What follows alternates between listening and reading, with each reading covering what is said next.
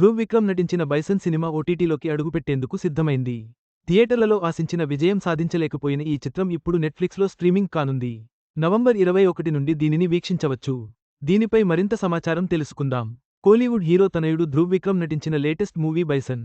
కబడ్డీ బ్యాక్డ్రాప్లో తెరకెక్కిన ఈ చిత్రానికి మారి సెల్వరాజ్ దర్శకత్వం వహించారు. అనుపమ పరమేశ్వరన్ హీరోయిన్గా నటించింది. పా రంజిత్కు చెందిన నీలం ప్రొడక్షన్స్, అప్లాజ్ ఎంటర్టైన్మెంట్ శాంతి సినిమా బ్యానర్స్పై నిర్మించారు. ఇందులో రెజిషా విజయన్, పశుపతి, అమీర్లాల్ కీలక పాత్రలో కనిపించారు. అయితే ఈ సినిమా దీపావళి కానుకగా అక్టోబర్ 17న తమిళంలో రిలీజ్ చేయగా, తెలుగులో వారం తర్వాత 24న విడుదల చేశారు.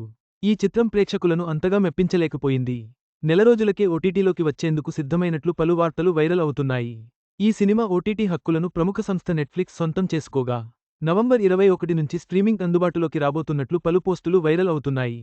దీంతో ఈ విషయానికి తెలుసుకున్న సినీ ప్రియుల్లో ఆనందం పెరిగిపోయింది.